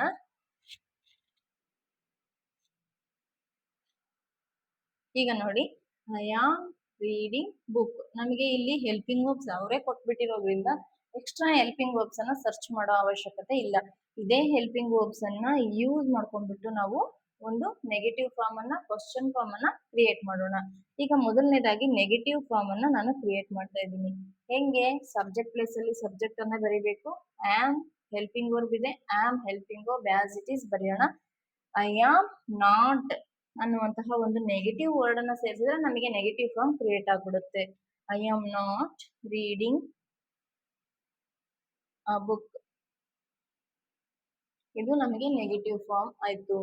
ಈಗ ಒಂದು ಕ್ವಶನ್ ಫಾರ್ಮ್ ಅನ್ನ ಕ್ರಿಯೇಟ್ ಮಾಡ್ಬೇಕು. ಇವಾಗ ಕ್ವಶನ್ ಫಾರ್ಮ್ ಅನ್ನ ಕ್ರಿಯೇಟ್ ಮಾಡ್ಬೇಕಾದಾಗ ಏನ್ ಮಾಡ್ಬೇಕು ನಾವು? ಹೆಲ್ಪಿಂಗ್ ವರ್ಬ್ ಅನ್ನ ನೋಡಿ, ಹೆಲ್ಪಿಂಗ್ ವರ್ಬ್ ಅನ್ನ starting of the question sentence ಅಲ್ಲಿ ಹಾಕ್ಬಿಟ್ರೆ ನಮಗೆ ಒಂದು ಕ್ವಶನ್ ಅನ್ನೋದು ಕ್ರಿಯೇಟ್ ಆಗುತ್ತೆ. ಆಮ್ ಐ ಇದನ್ನ ರಿವರ್ಸ್ ಮಾಡ್ಬಿಟ್ರೆ ನಮಗೆ ಆನ್ಸರ್ ಸಿಗುತ್ತೆ. Am I reading a book? Am I ನೋಡಿ, ಐ ಅನ್ನುವಂತ word starting of the statement ಬರ್ಲಿ, ಮಿಡಲ್ ಆಫ್ ದ ಸ್ಟೇಟ್ಮೆಂಟ್ ಬರ್ಲಿ, ಎಂಡ್ ಆಫ್ ದ ಸ್ಟೇಟ್ಮೆಂಟ್ ಬರ್ಲಿ, ಐ ಅನ್ನುವಂಥದ್ದು ನಮಗೆ ಕ್ಯಾಪಿಟಲ್ ಲೆಟರ್ ಅಲ್ಲಿನೇ ಇರುತ್ತೆ. ಯಾಕೆ ಅಂದ್ರೆ ಇಲ್ಲಿ ಒಬ್ಬ ಸ್ಪೆಸಿಫಿಕ್ ಪರ್ಸನ್ ಅನ್ನ ಇದು ಐಡೆಂಟಿಫೈ ಮಾಡ್ತಾ ಇರುತ್ತೆ. ಅದಕ್ಕೋಸ್ಕರವಾಗಿ ರೀಡಿಂಗ್ ಎ ಬುಕ್. ಕ್ವಶನ್ಸ್ ಯಾವಾಗ್ಲೂ ಕ್ವಶನ್ ಮಾರ್ಕ್ ಇಂದ ಎಂಡ್ ಆಗ್ತವೆ ಅಂತ ಹೇಳಿದ್ದೆ ಟೈಪ್ಸ್ ಆಫ್ ಸೆಂಟೆನ್ಸಸ್ ಮಾಡ್ಬೇಕಾದಾಗ. I am not reading a book ಅನ್ನುವಂಥದ್ದು ನೆಗೆಟಿವ್ ಫಾರ್ಮ್ ಸೆಂಟೆನ್ಸ್ ಆಯ್ತು. Am I reading a book ಅನ್ನುವಂಥದ್ದು ಕ್ವಶನ್ ಆಯ್ತು. ಅರ್ಥ ಆಯ್ತಲ್ಲ. ಈಗ ಶಿ ಈಸ್ ಕುಕಿಂಗ್ ಡಿನ್ನರ್. ಇದು ನೋಡ್ರಿ, ಈ ಒಂದು ಸ್ಟ್ರಕ್ಚರ್ ಅಲ್ಲಿ ಇದನ್ನ ಈಸ್ ಅನ್ನೋ ಹೆಲ್ಪಿಂಗ್ ವರ್ಬ್ ಬಂದಿದೆ. ಸೊ ಎಕ್ಸ್ಟ್ರಾ ಹೆಲ್ಪಿಂಗ್ ವರ್ಬ್ ನ ಅವಶ್ಯಕತೆ ಇಲ್ಲ. ಈಗ ಇದನ್ನ ನೆಗೆಟಿವ್ ಫಾರ್ಮ್ ಮಾಡೋಣ. ಏನ್ ಮಾಡ್ತೇವೆ ನಾವು? ಈಗ ನೋಡಿ, ಶಿ ಅನ್ನುವಂಥದ್ದು ಆಸ್ ಇಟ್ ಈಸ್ ಬರ್ಕೊಳ್ತೀನಿ. ಈಸ್ ಅನ್ನೋಂಥದ್ದು ಕೂಡ ಹಂಗೆ ಬರ್ಕೊಂಡು ಇದಕ್ಕೆ ಒಂದು ನೆಗೆಟಿವ್ ವರ್ಡ್ ಅನ್ನ ಆಡ್ ಮಾಡ್ತೀನಿ, ನಾಟ್. ಶಿ ಈಸ್ ನಾಟ್ ಆದ್ರೂ ಬರಿಬಹುದು, ಇನ್ನು ಈಸಂಟ್ ಅಂತ ಶಾರ್ಟ್ ಫಾರ್ಮ್ ಅಲ್ಲಿ ಆದ್ರೂ ನಾವು ಬರಿಬಹುದು.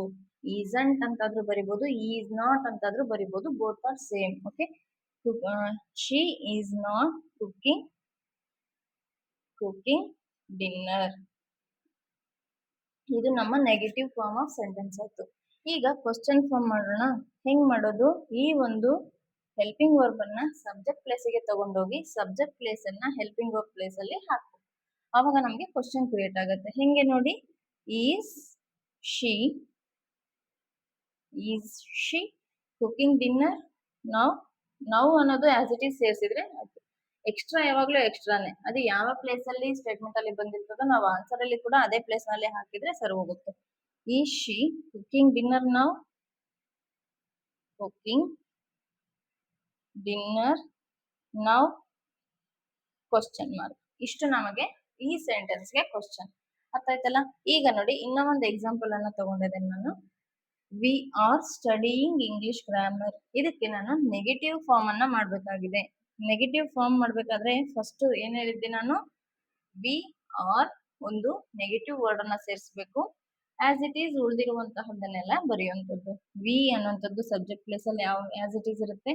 ಆರ್ ನಾಟ್ ಅಂತ ಆದ್ರೂ ಬರಿಬಹುದು, ಆರಂಟ್ ಆದ್ರೂ ಮಾಡಬಹುದು.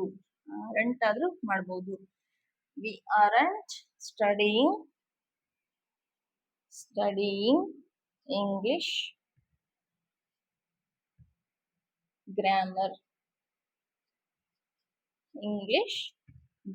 We are not studying English grammar, or we aren't studying English grammar. ಇದು ನೆಗೆಟಿವ್ ಸೆಂಟೆನ್ಸ್ ಫಾರ್ಮೇಶನ್. ಈಗ ಕ್ವಶನ್ ಸೆಂಟೆನ್ಸ್ ಹೆಂಗೆ ಕ್ರಿಯೇಟ್ ಮಾಡೋದು? ಈ ಒಂದು ಹೆಲ್ಪಿಂಗ್ ವರ್ಬ್ ಅನ್ನ ಸಬ್ಜೆಕ್ಟ್ ಪ್ಲೇಸ್ ತಗೊಂಡು ಹೋಗೋದು, ಸಬ್ಜೆಕ್ಟ್ ಪ್ಲೇಸ್ ಅನ್ನ ಹೆಲ್ಪಿಂಗ್ ವರ್ಬ್ ಪ್ಲೇಸ್ ಗೆ ಹಾಕೋದು. ಈಗ ನೋಡೋಣ. Are we studying English grammar? Studying English grammar. ಈ ರೀತಿಯಾಗಿ ನಮ್ಮ ಕ್ವಶನ್ ಫ್ರೇಮ್ ಆಯ್ತು. ಇಷ್ಟು ಆಗಿತ್ತು ನಮಗೆ ಪ್ರೆಸೆಂಟ್ ಕಂಟಿನ್ಯೂಸ್ ಟೆನ್ಸ್. ಇನ್ನೂ ಒಂದೆರಡು ಎಕ್ಸಾಂಪಲ್ಸ್ ಮುಖಾಂತರವಾಗಿ ಇದನ್ನ ಅರ್ಥ ಮಾಡ್ಕೊಳ್ಳೋಣ. ಓಕೆ, ಇನ್ನೂ ಎರಡು ಎಕ್ಸಾಂಪಲ್ಸ್ ಇದಾವೆ ನೋಡಿ ಇಲ್ಲಿ. The baby is sleeping now. ಏನ್ ಮಾಡ್ತಿದೆ? ಈಗ ಬೇಬಿ ಮಲಗಿದೆ ಅಂತ ಹೇಳ್ಬಿಟ್ಟು I am going to school, ನಾನು ಸ್ಕೂಲ್ಗೆ ಹೋಗ್ತಾ ಇದ್ದೀನಿ ಅನ್ನುವಂತಹ ಮೀನಿಂಗ್ ಅನ್ನ ಇದು ಕೊಡುತ್ತೆ. ನೋಡಿ, ದ ಬೇಬಿ ಈಸ್ ಸ್ಲೀಪಿಂಗ್. ಏನೇನಿದೆ ಇಲ್ಲಿ?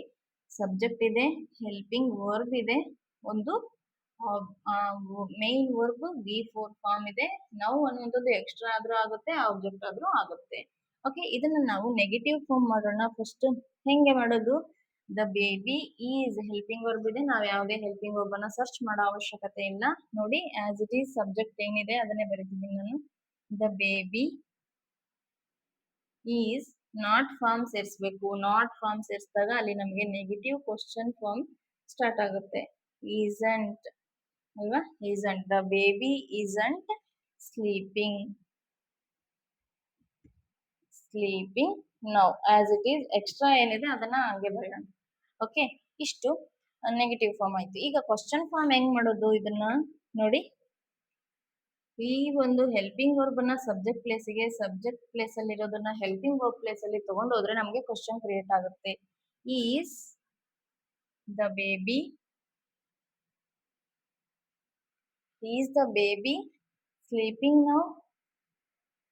ಸ್ಲೀಪಿಂಗ್ ನೌ ಅನ್ನುವಂಥದ್ದು ನಮ್ಮ ಕ್ವಶನ್ ಆಯ್ತು. ಈಗ ಇನ್ನೊಂದು ಇದೆ ಅಲ್ಲ, ಇದು ನಿಮಗೆ ಹೋಮ್ ವರ್ಕ್. ಇದನ್ನ ನೀವು ಆನ್ಸರ್ ಮಾಡ್ಬಿಟ್ಟು ನನಗೆ ಕಮೆಂಟ್ ಬಾಕ್ಸ್ ಅಲ್ಲಿ ತಿಳಿಸಿ. ನಿಮಗೆ ಒಂದ್ ವೇಳೆ ಈ ಒಂದು ಎಕ್ಸಾಂಪಲ್ ಅನ್ನ ಬಿಡಿಸಕ್ಕೆ ಬಂದಿಲ್ಲ, ನೆಗೆಟಿವ್ ಫಾರ್ಮ್ ಅನ್ನ ಮಾಡಕ್ಕೆ ಬಂದಿಲ್ಲ, ನೆಗೆಟಿವ್ ಫಾರ್ಮ್ ಅನ್ನ ಮಾಡಿ ಅದಾದ್ಮೇಲೆ ಕ್ವಶನ್ ಅನ್ನ ಕ್ರಿಯೇಟ್ ಮಾಡಿ. ಇದು ನಿಮಗೆ ಕ್ರಿಯೇಟ್ ಮಾಡಕ್ ಬಂದಿಲ್ಲ ಅಂದ್ರೆ ಕಮೆಂಟ್ ಸೆಕ್ಷನ್ ಅಲ್ಲಿ ತಿಳಿಸಿದ್ರೆ ಅದನ್ನ ನಾನು ಈ ಒಂದು ಕ್ಲಾಸ್ ನಲ್ಲಿ ತಿಳಿಸ್ತೇನೆ. ಓಕೆ, ನೆಕ್ಸ್ಟ್ ಟೆನ್ಸ್ ಅನ್ನ ನೋಡೋಣ. ಓಕೆ, ಈಗ ಪ್ರೆಸೆಂಟ್ ಟೆನ್ಸ್ ನಲ್ಲಿನೇ ಥರ್ಡ್ ಟೆನ್ಸ್ ಯಾವುದು ಅಂತ ಹೇಳಿದ್ರೆ ಪ್ರೆಸೆಂಟ್ ಪರ್ಫೆಕ್ಟ್ ಟೆನ್ಸ್ ಅಲ್ವಾ? ಪ್ರೆಸೆಂಟ್ ಪರ್ಫೆಕ್ಟ್ ಟೆನ್ಸ್ ನಲ್ಲಿ ಯಾವ್ಯಾವ ಒಂದು ಇಶ್ಯೂಸ್ ಬರ್ತವೆ ನೋಡೋಣ. ಇದರಲ್ಲಿ ಹೆಲ್ಪಿಂಗ್ ವರ್ಬ್ಸ್ ಇರ್ತವ? ಎಸ್ ಇರ್ತವೆ. ಯಾವ್ಯಾವ ಇರ್ತವೆ? ಹ್ಯಾವ್ ಇರುತ್ತೆ, ಹ್ಯಾಸ್ ಇರುತ್ತೆ. ಓಕೆ, ಮೇನ್ ವರ್ಬ್ ಇರುತ್ತೆ. ಯಾವ ಫಾರ್ಮ್ ಅಲ್ಲಿ ಇರುತ್ತೆ? V3 ಫಾರ್ಮ್ ಅಲ್ಲಿ ಇರ್ತದ, ಅಂದ್ರೆ ಪಾಸ್ಟ್ ಪಾರ್ಟಿಸಿಪಲ್ ಫಾರ್ಮ್ ಅಲ್ಲಿ ಇರುತ್ತೆ. ಇದರಲ್ಲಿ ಸೆಂಟೆನ್ಸ್ ಸ್ಟ್ರಕ್ಚರ್ ಯಾವುದು? ಮೊದಲು ಸಬ್ಜೆಕ್ಟ್ ಬರುತ್ತೆ, ಅದ್ರ ಜೊತೆಗೆ ಹೆಲ್ಪಿಂಗ್ ವರ್ಬ್ ಆಗಿರುವಂತಹ ಹ್ಯಾವ್ ಅಥವಾ ಹ್ಯಾಸ್ ಬರುತ್ತೆ, ಮೇನ್ ವರ್ಬ್ V3 ಬರ್ತದ, ಆಬ್ಜೆಕ್ಟ್ ಬರ್ತದೆ. ಇಷ್ಟು ನಮಗೆ ಸೆಂಟೆನ್ಸ್ ಸ್ಟ್ರಕ್ಚರ್ ಈ ಒಂದು ಪ್ರೆಸೆಂಟ್ ಪರ್ಫೆಕ್ಟ್ ಟೆನ್ಸ್ ನ ಸೆಂಟೆನ್ಸ್ ಸ್ಟ್ರಕ್ಚರ್ ಆಗಿದೆ. ಹಾಗಾದ್ರೆ ಈ ಒಂದು ಪ್ರೆಸೆಂಟ್ ಪರ್ಫೆಕ್ಟ್ ಟೆನ್ಸ್ ಅನ್ನ ನಾವು ಯಾವ ಸಿಚುಯೇಷನ್ ನಲ್ಲಿ ಬಳಸ್ತೀವಿ? ಇದರ ಯೂಸೇಜ್ ಏನು ಅಂದ್ರೆ ನೋಡಿ, this tense used for just completed actions. ಈಗಾನೇ ಜಸ್ಟ್ ನಮಗೆ ಒಂದು ಆಕ್ಷನ್ಸ್ ಕಂಪ್ಲೀಟ್ ಆಗಿರಬೇಕು, ಆವಾಗ ಮಾತ್ರ ನಾವು ಈ ಟೆನ್ಸ್ ಅನ್ನ ಹೇಳ್ತೇವೆ. ಮತ್ತೆ ರೀಸೆಂಟ್ ಆಕ್ಷನ್ ಅಂದ್ರೆ ಏನು? ಈಗ ಜಸ್ಟ್ ಊಟ ಮಾಡಿ ಬಂದ್ಬಿಟ್ಟಿದೀನಿ, ನನ್ನ ಊಟ ಈಗಲೇ ಕಂಪ್ಲೀಟ್ ಆಯ್ತು ಅಂತ ಹೇಳಿ ಇವಾಗ ಹೇಳ್ತೀವಲ್ಲ, ಹಾಲು ಈಗಾಗ್ಲೇ ನಾನು ಜಸ್ಟ್ ಇವಾಗಲೇ ಕುಡಿದ್ಬಿಟ್ಟಿದೀನಿ ಅಂತ ಹೇಳ್ತೀವಲ್ವಾ, ಈ ರೀತಿಯಾಗಿ ಜಸ್ಟ್ ಕಂಪ್ಲೀಟ್ ಆಗಿರುವಂತಹ ಆಕ್ಷನ್ಸ್ ಗಳನ್ನ ಗುರುತಿಸ್ಲಿಕ್ಕೆ ಅಥವಾ ರೀಸೆಂಟ್ ಆಕ್ಷನ್ಸ್ ಗಳನ್ನ, ಕಂಪ್ಲೀಟೆಡ್ ಆಕ್ಷನ್ಸ್ ಅನ್ನ ಹೇಳೋದಕ್ಕೆ ಈ ಒಂದು ಟೆನ್ಸ್ ಅನ್ನ ಯೂಸ್ ಮಾಡ್ಕೊಳ್ತೀವಿ. ಇದರಲ್ಲಿ ಏನಾದ್ರೂ ಹಿಂಟ್ ವರ್ಡ್ಸ್ ಇದಾವ ಅಂತಂದ್ರೆ ಎಸ್ ಇದಾವೆ. ಅವು just now, already, today, tonight, this month or this year, at, still, etc.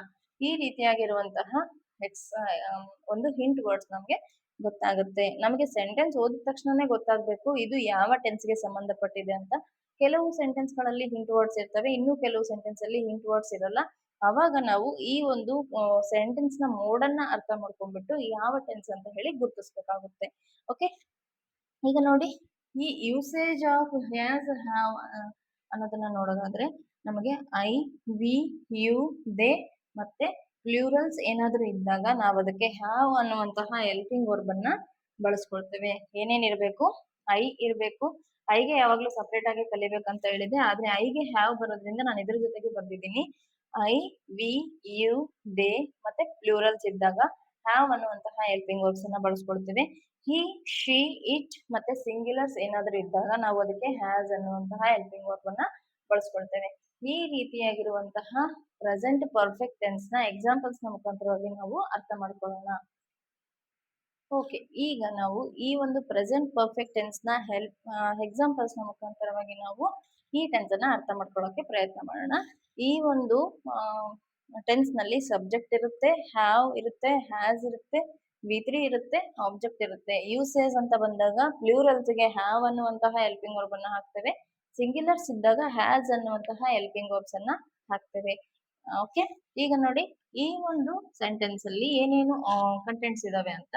I ಅನ್ನುವಂಥದ್ದು ಸಬ್ಜೆಕ್ಟ್, ಹ್ಯಾವ್ ಅನ್ನುವಂಥದ್ದು ಹೆಲ್ಪಿಂಗ್ ವರ್ಬ್, ಫಿನಿಶ್ಡ್ ಅನ್ನುವಂಥದ್ದು V3 ಫಾರ್ಮ್, ಮೈ ಹೋಮ್ವರ್ಕ್ ಅನ್ನುವಂಥದ್ದು ಆಬ್ಜೆಕ್ಟ್. ಅರ್ಥ ಆಯ್ತಲ್ಲ? ಹಿ ಅನ್ನುವಂಥದ್ದು ಸಬ್ಜೆಕ್ಟ್, ಹ್ಯಾಸ್ ಅನ್ನುವಂಥದ್ದು ಏನಾಗುತ್ತೆ? ಹೆಲ್ಪಿಂಗ್ ವರ್ಬ್, ಈಟನ್ ಅನ್ನುವಂಥದ್ದು V3 ಫಾರ್ಮ್, ಬ್ರೇಕ್ಫಾಸ್ಟ್ ಅನ್ನುವಂಥದ್ದು ಆಬ್ಜೆಕ್ಟ್ ಆಗುತ್ತೆ. ವಿ ಅನ್ನುವಂಥದ್ದು subject, helping verb, seen, see, saw, seen. Okay, V1 see, V2 saw, V3 seen ಆಗುತ್ತೆ. ಸೊ V3, ಆಮೇಲೆ ದಟ್ ಮೂವಿ ಅನ್ನುವಂಥದ್ದು ಆಬ್ಜೆಕ್ಟ್ ಆಗುತ್ತೆ. ಈ ರೀತಿಯಾಗಿರುವಂತಹ ಸ್ಟೇಟ್ಮೆಂಟ್ ಗಳನ್ನ ನಾವು ನೆಗೆಟಿವ್ ಆಗಿ ಕನ್ವರ್ಟ್ ಮಾಡ್ಬೋದಾ? ಎಸ್ ಮಾಡ್ಬೋದು. ಮತ್ತೆ ಕ್ವಶನ್ ಆಗಿ ಕನ್ವರ್ಟ್ ಮಾಡ್ಬೋದಾ? ಎಸ್, ಅದನ್ನು ಕೂಡ ಮಾಡ್ಬೋದು. ಈಗ ನಾವು ಮಾಡೋಣಂತೆ. ನೋಡಿ, ನೆಗೆಟಿವ್ ಮಾಡ್ಬೇಕಾದಾಗ ಸಬ್ಜೆಕ್ಟ್ ಆಸ್ ಇಟ್ ಈಸ್ ಬರೀತೀನಿ ನಾನು. ಹ್ಯಾವ್ ಜೊತೆಗೆ ಒಂದು ನಾಟ್ ಅನ್ನುವಂತಹ ವರ್ಡ್ ಅನ್ನ ಸೇರಿಸೋಣ. ಹ್ಯಾವ್ ನಾಟ್, ಆರ್ ಇದನ್ನ ಇನ್ನ ಹೆಂಗ್ ಬರಿಬಹುದು ನಾವು? ಹ್ಯಾವ್ ಶಾರ್ಟ್ ಫಾರ್ಮ್, ಹ್ಯಾವಂಟ್ ಆಗುತ್ತೆ. ನಾನು ಕ್ವಶನ್ ಟ್ಯಾಗ್ ಮಾಡ್ಬೇಕಾದ್ರೆ ಪ್ರತಿಯೊಂದು ಹೆಲ್ಪಿಂಗ್ ವರ್ಬ್ಗೂ ಶಾರ್ಟ್ ಫಾರ್ಮ್ ಮಾಡೋದು ಹೆಂಗೆ ಅಂತ ಹೇಳ್ಕೊಟ್ಟಿದ್ದೀನಿ. ಈ ಶಾರ್ಟ್ ಫಾರ್ಮ್ಸ್ ನಿಮಗೆ ಏನಾದ್ರೂ ಗೊತ್ತಿಲ್ಲ ಅಂದ್ರೆ ಆ ಕ್ವಶನ್ ಟ್ಯಾಗ್ ಅನ್ನುವಂತಹ ಒಂದು ಕಂಟೆಂಟ್ ಗೆ ಹೋಗಿ ನೀವು ಅದನ್ನ ಕ್ಲಿಯರ್ ಮಾಡ್ಕೊಳ್ಬಹುದು. Okay, I haven't finished my homework. ಅರ್ಥ ಆಯ್ತಲ್ಲ? ಈಗ ಇದೇ ಸ್ಟೇಟ್ಮೆಂಟ್ ಅನ್ನ ಕ್ವಶನ್ ಆಗಿ ಕನ್ವರ್ಟ್ ಮಾಡೋಣ. ಕ್ವಶನ್ ಆಗಿ ಕನ್ವರ್ಟ್ ಮಾಡ್ಬೇಕಾದಾಗ ನಾನು ಯಾವ ರೂಲ್ಸ್ ಅಪ್ಲೈ ಮಾಡ್ಬೇಕಂತ ಹೇಳಿದ್ದೆ ನೋಡಿ. ಹ್ಯಾವ್ ಅನ್ನ ಹೆಲ್ಪಿಂಗ್ ವರ್ಬ್ ಅನ್ನ ಸಬ್ಜೆಕ್ಟ್ ಪ್ಲೇಸ್ ಗೆ ತಗೊಂಡ್ ಬರ್ಬೇಕು, ಸಬ್ಜೆಕ್ಟ್ ಪ್ಲೇಸ್ ಅಲ್ಲಿ ಇರೋದನ್ನ ಹೆಲ್ಪಿಂಗ್ ವರ್ಬ್ ಪ್ಲೇಸ್ ಅಲ್ಲಿ ಹಾಕ್ಬೇಕು. ಈಗ ನೋಡಿ, ಹ್ಯಾವ್, ಐ ಅನ್ನುವಂಥದ್ದು as it is capital letter ಅಲ್ಲೇ ಬರಿತೀವಿ ಅಂತ ಹೇಳಿದ್ದೆ. ಐ ಅನ್ನೋದು ಸ್ಟಾರ್ಟಿಂಗ್ ಆಫ್ ದ ಸ್ಟೇಟ್ಮೆಂಟ್ ಇರ್ಲಿ, ಎಂಡ್ ಆಫ್ ದ ಸ್ಟೇಟ್ಮೆಂಟ್ ಇರ್ಲಿ, ಮಿಡಲ್ ಆಫ್ ದ ಸ್ಟೇಟ್ಮೆಂಟ್ ಇರ್ಲಿ, ನಾವು ಕ್ಯಾಪಿಟಲ್ ಅಲ್ಲಿನೇ ಗುರುತಿಸ್ಬೇಕಾಗತ್ತೆ. Have I finished my homework. Have I finished my homework ಅಂತ ಕ್ವಶನ್ ಮಾಡಿದ್ವಿ. ಅರ್ಥ ಆಯ್ತಲ್ಲ ಕ್ವಶನ್ ಮಾಡೋದು ಹೆಂಗೆ ಅಂತ. ಈಗ ಇದನ್ನೊಂದು ತೋರಿಸ್ಕೊಡ್ತೀನಿ ನೋಡಿ ನಾನು. ಹಿ ಹ್ಯಾಸ್ ಈಟನ್ ಬ್ರೇಕ್ಫಾಸ್ಟ್ ಅಂತ ಇದೆ. ಇದನ್ನ ನಾನು ನೆಗೆಟಿವ್ ಫಾರ್ಮ್ ಮಾಡಬೇಕು. ಅವಾಗ he has not or hasn't eaten breakfast. ಈ ರೀತಿಯಾಗಿ ನಾನು ನೆಗೆಟಿವ್ ಸೆಂಟೆನ್ಸ್ ಫಾರ್ಮ್ ಅನ್ನ ಮಾಡಿದ್ದೇನೆ. ಈಗ ಇದನ್ನೇ ಏನ್ ಮಾಡೋಣ, ಕ್ವಶನ್ ಆಗಿ ಕನ್ವರ್ಟ್ ಮಾಡೋಣ. ಹೆಂಗೆ ಕ್ವಶನ್ ಆಗಿ ಕನ್ವರ್ಟ್ ಮಾಡುವಂತದ್ದು, ಹ್ಯಾಸ್ ಹಿ ಈಟನ್ ಬ್ರೇಕ್ಫಾಸ್ಟ್ ಅಂತ ಹೇಳಿ ಮಾಡ್ಬೇಕು. ಇದನ್ನ ಸಬ್ಜೆಕ್ಟ್ ಪ್ಲೇಸಿಗೆ ತಗೊಂಡು ಹೋಗ್ಬೇಕು, ಇದನ್ನ ಹೆಲ್ಪಿಂಗ್ ವರ್ಬ್ ಪ್ಲೇಸಿಗೆ ಹಾಕ್ಬೇಕು. ಈ ಉಳಿದಿರುವಂತ ಯಾವುದೇ ಕಂಟೆಂಟ್ ಅನ್ನು ನಾವು ಚೇಂಜ್ ಮಾಡಕ್ ಹೋಗ್ಬಾರ್ದು. ಓಕೆ ನೋಡಿ, ಹ್ಯಾಸ್ ಹಿ ಈಟನ್ ಬ್ರೇಕ್ಫಾಸ್ಟ್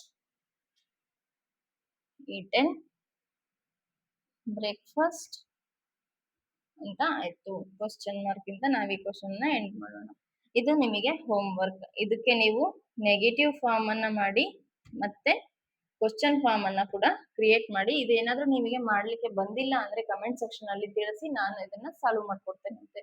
ಈಗ ಇಷ್ಟಾಗಿತ್ತು ಪ್ರೆಸೆಂಟ್ ಪರ್ಫೆಕ್ಟ್ ಟೆನ್ಸ್. ಈಗ ನಾವು ಏನನ್ನ ಕಲಿಯೋಣ ಅಂತಂದ್ರೆ ಪ್ರೆಸೆಂಟ್ ಪರ್ಫೆಕ್ಟ್ ಕಂಟಿನ್ಯೂಸ್ ಟೆನ್ಸ್ ಅನ್ನ ಅರ್ಥ ಮಾಡ್ತೀವಿ.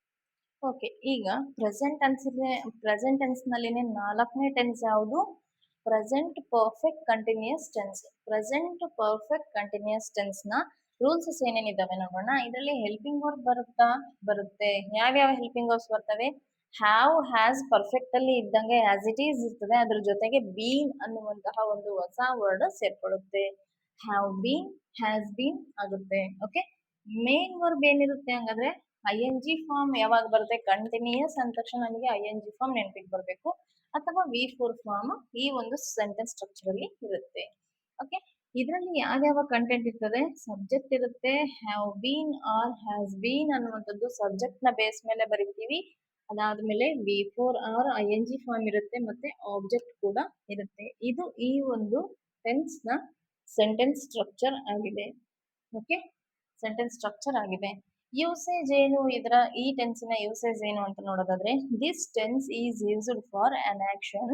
ಒಂದು ಆಕ್ಷನ್ ಗೆ ಸಂಬಂಧಪಟ್ಟಿದೆ. ಅದು ನೋಡಿ, which begins in the past and continues in present. ಒಂದು ಕೆಲಸ ಏನಿದೆ ಅಲ್ಲ, ಅದು ಪಾಸ್ಟ್ ಅಲ್ಲಿ ಅಂದ್ರೆ ಹಿಂದೆನೆ ಸ್ಟಾರ್ಟ್ ಆಗ್ಬಿಟ್ಟು ಈಗಲೂ ಕೂಡ ಅದು ಆ ಒಂದು ಕ್ರಿಯೆ ಕಂಟಿನ್ಯೂ ಆಗ್ತಾ ಇದ್ರೆ ನಾವು ಅದನ್ನ ಪ್ರೆಸೆಂಟ್ ಪರ್ಫೆಕ್ಟ್ ಕಂಟಿನ್ಯೂಸ್ ಟೆನ್ಸ್ ಅಂತ ಹೇಳಿ ಕರಿತೀವಿ. ಏನಂತ ಕರಿತೀವಿ?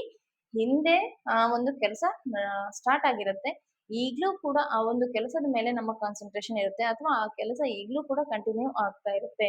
ಆ ರೀತಿ ಇರುವಂತಹ ಟೆನ್ಸ್ ಅನ್ನು ನಾವು ಪ್ರೆಸೆಂಟ್ ಪರ್ಫೆಕ್ಟ್ ಕಂಟಿನ್ಯೂಸ್ ಟೆನ್ಸ್ ಅಂತ ಹೇಳಿ ಗುರುತಿಸ್ತೇವೆ. ಈ ಒಂದು ಹೆಲ್ಪಿಂಗ್ ವರ್ಬ್ಸ್ ನ ಯೂಸೇಜ್ ಏನು ಅಂತ ನೋಡೋದಾದ್ರೆ, ಐ, ವಿ, ಯು, ದೇ ಮತ್ತೆ ಅದ್ರ ಜೊತೆಗೆ ಪ್ಲೂರಲ್ ಫಾರ್ಮ್ಸ್ ಸಬ್ಜೆಕ್ಟ್ಸ್ ಏನಾದ್ರು ಇದ್ದಾಗ ಹ್ಯಾವ್ ಬೀನ್ ಅನ್ನುವಂತಹ ಹೆಲ್ಪಿಂಗ್ ವರ್ಬ್ ಅನ್ನ ಯೂಸ್ ಮಾಡ್ಕೋಬೇಕು. ಹಿ, ಶಿ, ಇಟ್ ಮತ್ತೆ ಸಿಂಗ್ಯುಲರ್ಸ್ ಏನಾದ್ರೂ ಇದ್ದಾಗ ಹ್ಯಾಸ್ ಬೀನ್ ಅನ್ನುವಂತಹ ಹೆಲ್ಪಿಂಗ್ ವರ್ಬ್ ಅನ್ನ ಯೂಸ್ ಮಾಡ್ಕೋಬೇಕು. ಈಗ ನೋಡಿ, I, we, you, they plurals ಇದ್ದಾಗ ಹ್ಯಾವ್ ಬೀನ್ ಅನ್ನುವಂತಹ ಹೆಲ್ಪಿಂಗ್ ವರ್ಬ್ಸ್ ಬರ್ತವೆ. ಹಿ, ಶಿ, ಇಟ್ ಮತ್ತೆ ಸಿಂಗ್ಯುಲರ್ಸ್ ಏನಾದ್ರೂ ಇದ್ದಾಗ ಹ್ಯಾಸ್ ಬೀನ್ ಅನ್ನುವಂತಹ ಹೆಲ್ಪಿಂಗ್ ವರ್ಬ್ಸ್ ಬರ್ತವೆ. ಇದಾಯ್ತು. ನೆಕ್ಸ್ಟ್ ಇದರ ಒಂದು ರೂಲ್ಸ್ ಅರ್ಥ ಮಾಡ್ಕೊಂಡಾದ್ಮೇಲೆ ಒಂದಷ್ಟು ಎಕ್ಸಾಂಪಲ್ಸ್ ಮುಖಾಂತರ ಈ ಟೆನ್ಸ್ ಅನ್ನ ನಾವು ಅರ್ಥ ಮಾಡ್ಕೊಳ್ಳೋಣ. ಎಕ್ಸಾಂಪಲ್ಸ್ ಅನ್ನ ನೋಡಿ. ಓಕೆ, ಈಗ ನೋಡಿ tense present perfect continuous tense ನ ಸೆಂಟೆನ್ಸ್ ಸ್ಟ್ರಕ್ಚರ್ ಏನಾಗಿತ್ತು? Subject have been, has been plus V4 plus object ಆಗಿತ್ತು. ಇದೇ ಸ್ಟ್ರಕ್ಚರ್ ಅಲ್ಲಿ ಈ ಸೆಂಟೆನ್ಸಸ್ ಇದಾವ ನೋಡಿ.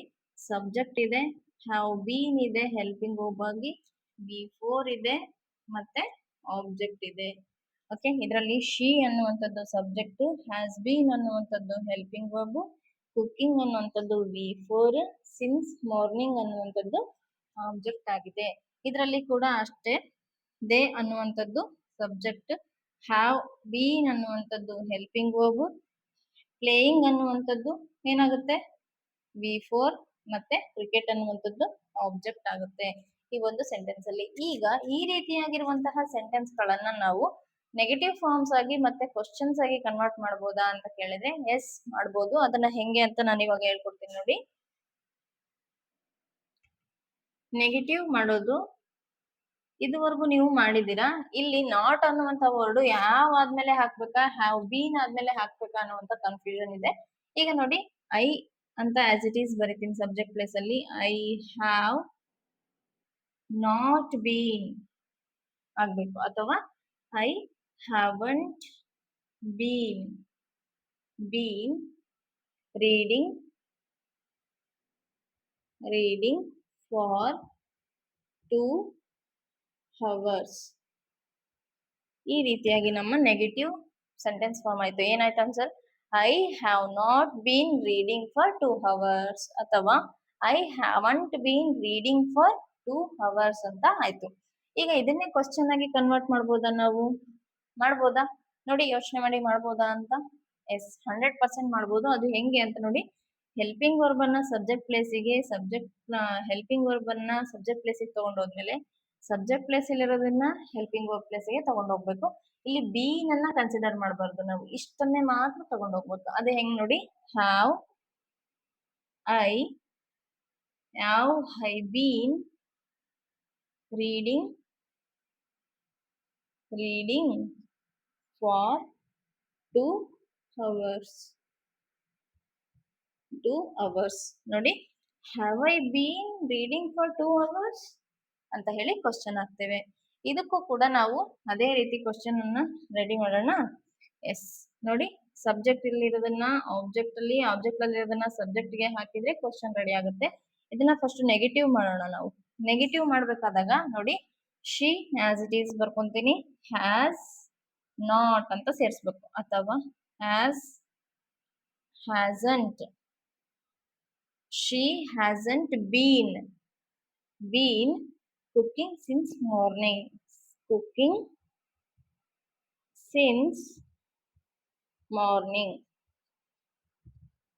ಈ ರೀತಿಯಾಗಿ ನಾವು ನೆಗೆಟಿವ್ ಫಾರ್ಮ್ ಅಂತ ಮಾಡಿದ್ವಿ. ಈಗ ಇದನ್ನೇ ಕ್ವಶನ್ ಆಗಿ ಕನ್ವರ್ಟ್ ಮಾಡೋಣ. ಹೆಂಗೆ? ಇದನ್ನ ಈ ಕಡೆ ತಗೊಂಡೋಗೋದು, ಇದನ್ನ ಈ ಕಡೆ ತಗೊಂಡೋಗೋದು ಮಾಡೋಣ. Has she been cooking since morning. ಏನಾಯ್ತು ನಮ್ಮ ಕ್ವಶನ್? Has she been cooking since morning ಅಂತ ನಮ್ಮ ಕ್ವಶನ್ ಆಯ್ತು. ಇಷ್ಟು ನಮ್ಮ ಈ ಒಂದು ಸೆಷನ್ ಆಗಿತ್ತು. ಇಷ್ಟು ಪ್ರೆಸೆಂಟ್ ಟೆನ್ಸ್. ನೀವು ಈ ಒಂದು ವಿಡಿಯೋವನ್ನ ಕಂಪ್ಲೀಟ್ ಆಗಿ ನೋಡಿದ್ರೆ ಕಂಪ್ಲೀಟ್ ಪ್ರೆಸೆಂಟ್ ಟೆನ್ಸ್ ನ ಪಿಕ್ಚರ್ ನಿಮ್ಗೆ ಕಣ್ಮುಂದೆ ಬರಬೇಕು. ಎಲ್ಲಾ ರೂಲ್ಸ್ ಗಳನ್ನ ನೀವು ಬಾಹೆಟ್ ಮಾಡ್ಲೇಬೇಕು, ಇಲ್ಲ ಅಂದ್ರೆ ಬಹಳ ಕಷ್ಟ. ಈ ಮ್ಯಾಥಮೆಟಿಕ್ಸ್ ಅಲ್ಲಿ ಫಾರ್ಮುಲಾಸ್ನೆಲ್ಲ ನಾವ್ ಹೆಂಗೆ ಬಾಹೆಟ್ ಮಾಡ್ತೀವಲ್ವಾ, ಅದೇ ರೀತಿಯಾಗಿ ಈ ಒಂದು ಸೆಂಟೆನ್ಸ್ ಸ್ಟ್ರಕ್ಚರ್ಸ್ ಗಳನ್ನ ನೀವು ಬಾಹೆಟ್ ಮಾಡ್ಲೇಬೇಕಾಗುತ್ತೆ. ಇಲ್ಲಾಂದ್ರೆ ನಾವು ಯಾವುದೇ ರೀತಿಯ ಟೆನ್ಸ್ ಅನ್ನ ಐಡೆಂಟಿಫೈ ಮಾಡಕ್ಕೆ ಬರಲ್ಲ. ಈ ಟೆನ್ಸಸ್ ಅನ್ನ ಪರ್ಫೆಕ್ಟ್ ಆಗಿ ಕಲ್ತಿದ್ದೀವಿ ಅಂದ್ರೆ ಅರ್ಧ ಗ್ರಾಮರ್ ನ ಕಲ್ತಂಗೆ. ಪ್ರತಿ ಗ್ರಾಮರ್ಗೂ ಕೂಡ ನಾವು ಟೆನ್ಸ್ ಐಡಿಯಾ ಮತ್ತೆ ಪ್ರೊನೌನ್ಸ್ ಐಡಿಯಾ ಇರ್ಲೇಬೇಕು, ಹೆಲ್ಪಿಂಗ್ ವರ್ಬ್ಸ್ ಐಡಿಯಾ ಕೂಡ ಇರಬೇಕು. ಹಂಗಿದ್ದಾಗ ನಾವು ಈ ಒಂದು ಗ್ರಾಮರ್ ಅನ್ನ ಈಸಿಯಾಗಿ ಕಲಿಯೋದಕ್ಕೆ ಅನುಕೂಲ ಆಗುತ್ತೆ.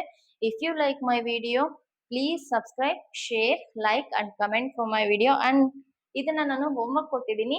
ನಾನು ಪ್ರತಿ ಟೆನ್ಸ್ಗೂ ಕೂಡ ಈ ಒಂದು ಪ್ರೆಸೆಂಟ್ ಟೆನ್ಸ್ ಅಲ್ಲಿ ಬರುವಂತಹ 4 ಟೆನ್ಸ್ಗೂ ಕೂಡ ಒಂದೊಂದು ಎಕ್ಸಾಂಪಲ್ಸ್ ಅನ್ನ ನಿಮಗೆ ಹೋಮ್ವರ್ಕ್ ಆಗಿ ಕೊಟ್ಟಿದ್ದೀನಿ. ಆ ಒಂದು ಎಕ್ಸಾಂಪಲ್ಸ್ ಅನ್ನ ನೀವು ಬಿಡಿಸಿ ಆನ್ಸರ್ ಅನ್ನ ಮಾಡಿ. ಆನ್ಸರ್ ನಿಮ್ಗೆ ಏನಾದ್ರು ಮಾಡಕ್ ಬರ್ಲಿಲ್ಲ ಅಂದ್ರೆ ಕಮೆಂಟ್ ಸೆಕ್ಷನ್ ಅಲ್ಲಿ ತಿಳಿಸಿ, ನಾನು ಅದನ್ನ ಬೋರ್ಡ್ ಮೇಲೆ ಮಾಡಿ ನಿಮಗೆ ಅರ್ಥ ಮಾಡಿಸೋ ಪ್ರಯತ್ನ ಮಾಡ್ತೀನಿ. Thank you for watching.